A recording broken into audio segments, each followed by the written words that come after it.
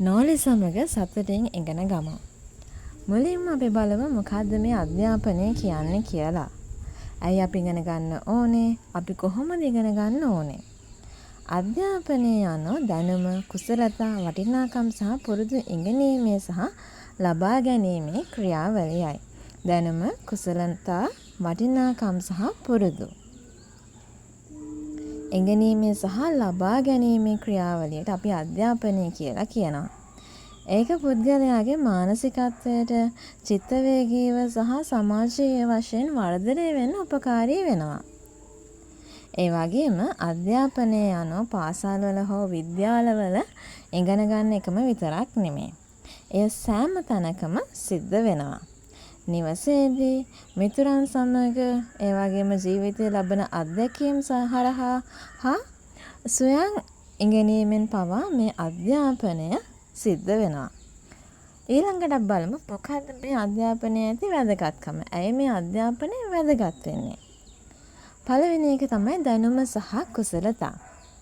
දැනුම සහ කුසලතා මිනිසුන්ට කියවීමට, ලිවීමට, ගැටලු විසඳීමට සහ විවේචනාත්මක සිතීමට ඉගෙන ගැනීමට උපකාරී වෙනවා මේ දැනුම සහ කුසලතා. කියවීමට, ලිවීමට, ගැටලු විසඳීමට සහ විවේචනාත්මකව සිතීමට උපකාරී වෙන එක තමයි අවස්ථා. අධ්‍යාපනය වඩා හොඳ රැකියාව සහ වෘත්තීය අවස්ථා සඳහා දොරටු විවර කරයි. ඔබට වඩාත් හොඳ රැකියාවකට යන්න, වෘත්තීය ඇති අවස්ථා ලබා ගන්න අධ්‍යාපනය උපකාරී වෙනවා. තුන්වෙනි එක තමයි පෞද්ගලික වර්ධනය.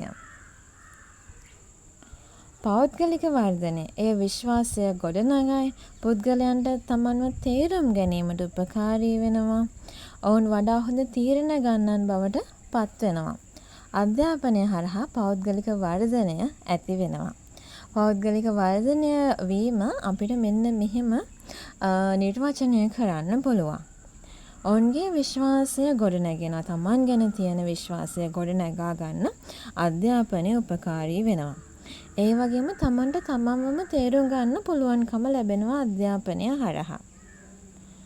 ඒ වගේම අපිට ප්‍රශ්නයකදී සහ තීරණ ගන්න ඕන අවස්ථාවලදී වඩා හොඳ තීරණ ගන්න පුළුවන්කම ලැබෙනවා ඔබට හොඳ අධ්‍යාපනයක් තියෙනවා නම්. ඊළඟ එක තමයි සමාජ සංවර්ධනය.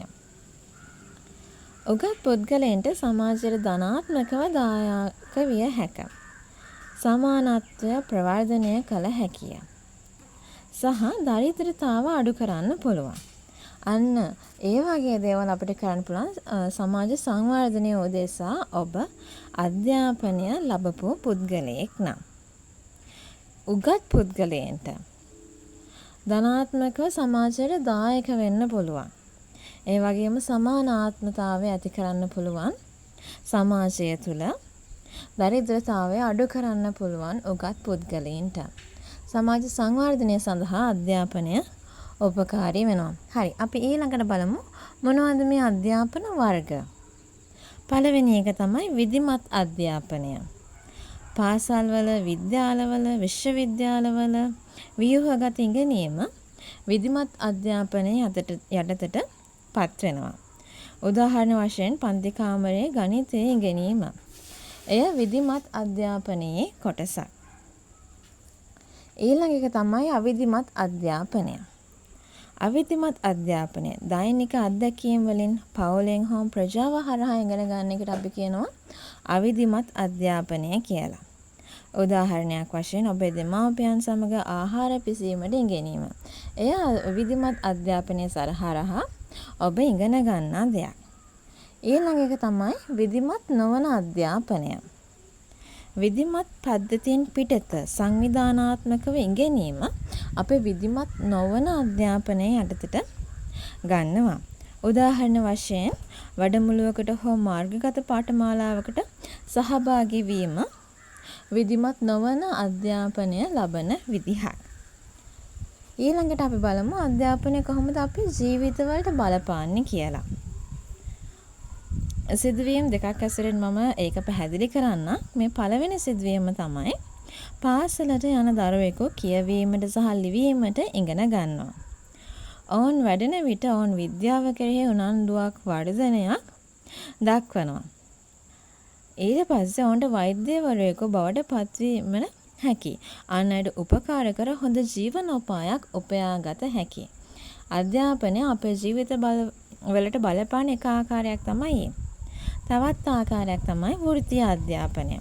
වෘත්තීය අධ්‍යාපනය හරහා වෙළඳාමක්. උදාහරණයක් වශයෙන් වඩු කර්මාන්තයක් වගේ දෙයක් ඉගෙන ගන්න පුද්ගලයෙක්ට Tamanගේම ව්‍යාපාරයක් ආරම්භ කර තම පවුලට සහයෝගයක් දක්වන්න පුළුවන්. මෙන්න මේ ආකාරවලින් තමයි අධ්‍යාපනය අපේ ජීවිතයට බලපාන්නේ. මේකට තව උදාහරණ රාශියක් තියෙනවා. මම මෙතන සඳහන් කරේ උදාහරණ 2ක් විතරයි. මෙතන තියෙන ප්‍රසිද්ධ කියමනක් ලෝක වෙනස් කිරීමට ඔබට භාවිතා කළ හැකි